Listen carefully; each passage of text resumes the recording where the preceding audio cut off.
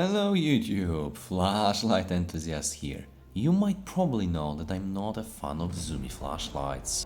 In theory, they offer best of both worlds and it's often appreciated by beginner users, however usually they are masters of none, providing not enough sidelight for walking and not enough spill when in throwy mode, exposing vastly the effect of tunnel vision.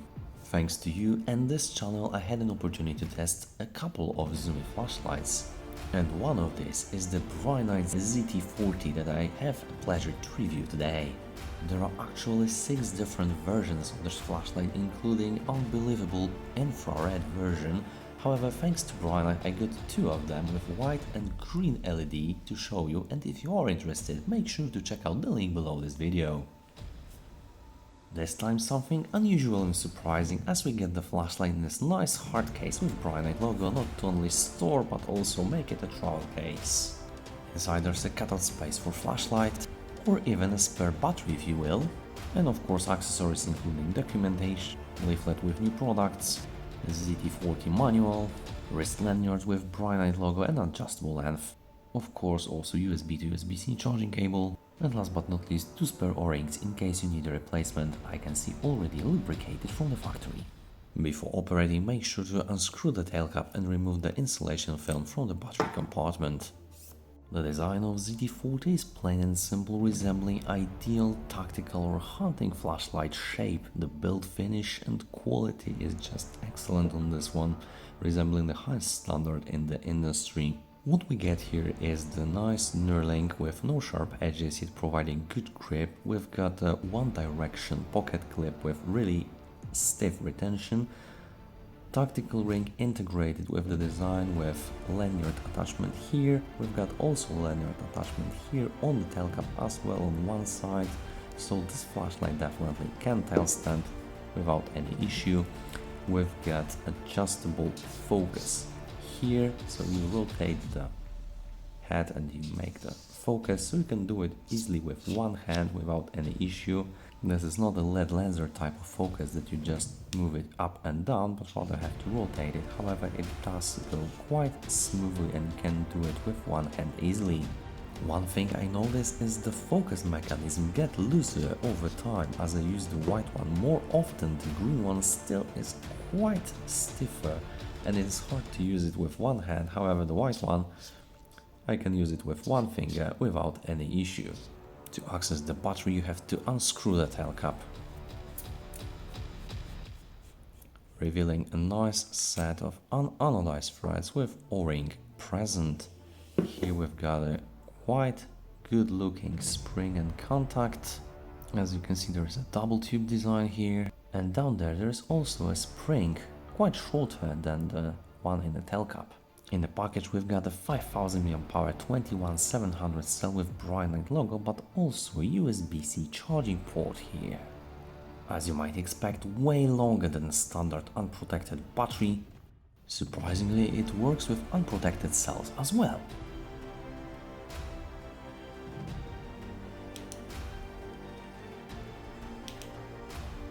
And if you are curious, yes, both tactical ring and pocket clip can be removed if you unscrew the tail cap. Surprisingly enough, Brinyte included 2 different ways to charge this flashlight. First things first, you've got USB-C charging port built into the battery itself, and when the charging has been finished, it will go into the green one. And it is a 2 amps charging, by the way, so quite nice. The second option is actually included in the design.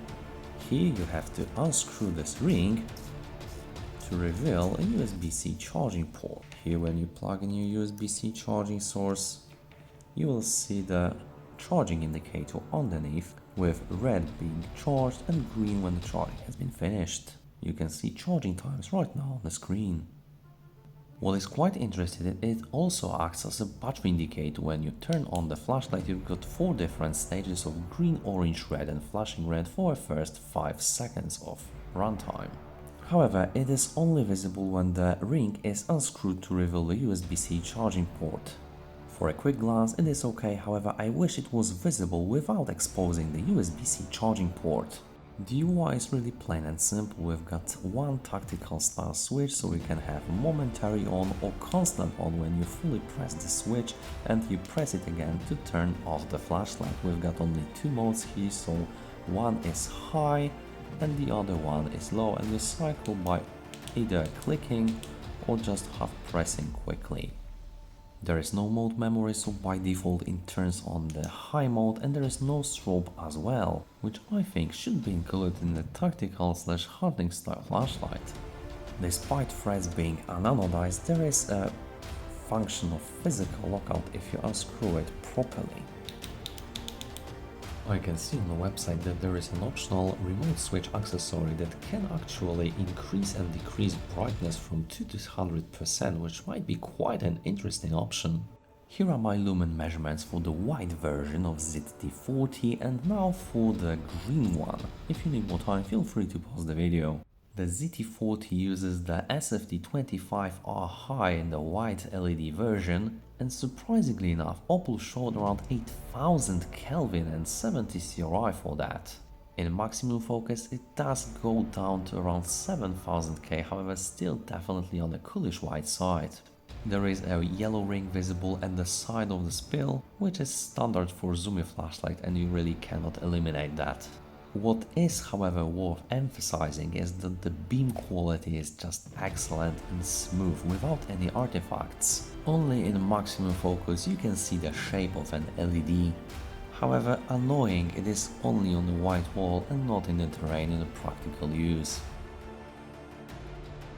Thanks to my friend, I also had an opportunity to compare it with the Convoy Z1, which is probably the most popular zoomy flashlights in flashlight community. Despite a bit of size difference with Convoy being shorter, however with larger head, there is a substantial difference in the lens design as well.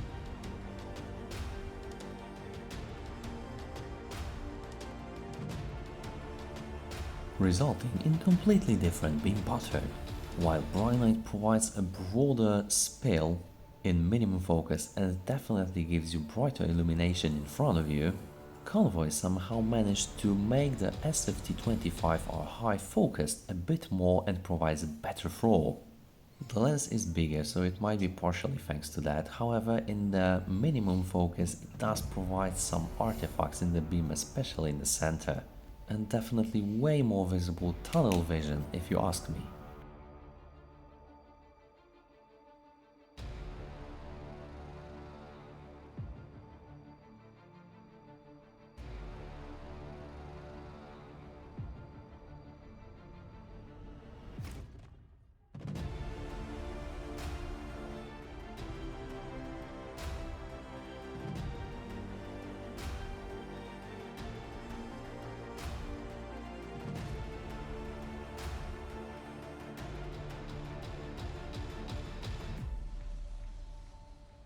When it comes to the performance itself, I think Brinyte ZT40 provides an excellent one. In case of high mode, we've got a stable performance for almost 2.5 minutes before stepping down to around 537 lumen, and the flashlight can sustain this level for over 2 hours and 15 minutes before starting to gradually decrease the output. Flashlight body stabilized at 40 degrees Celsius, so definitely warm but not too hot. And in case of low mode, we've got a stable performance of over 3 hours and 43 minutes before flashlight starts to gradually decrease the output, with flashlight body stabilizing at 42 degrees Celsius.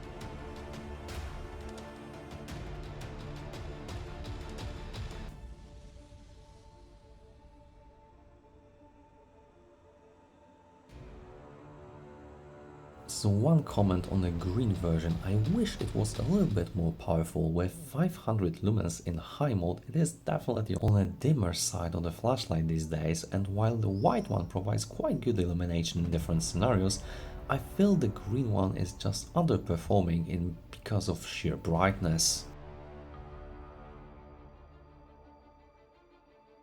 Overall, ZT40 is quite an interesting design with multiple LED choices, and if you are looking for a zoomy flashlight on a higher level, then definitely look no further than Brinyte ZT40. I highly appreciate flat output regulation and a really simple user interface, however definitely missing some strobe mode and battery indicator visible when operating the flashlight, not exposing USB-C charging port. Apart from that, build quality is really excellent one, and the flashlight is just simple and ready to use. I still think that zoomy flashlights it's not the best choice for both worlds, however if you are fancy that, Brinyte ZT40 will definitely serve you well. And with that being said, I hope you enjoyed the review. If you did, please hit the like button, hit the subscribe button to support the algorithm and not to miss any future videos that release. If you have any questions or comments, please don't hesitate to put them below the video in the comment section. Thank you so much for watching, and we will see you in the next one.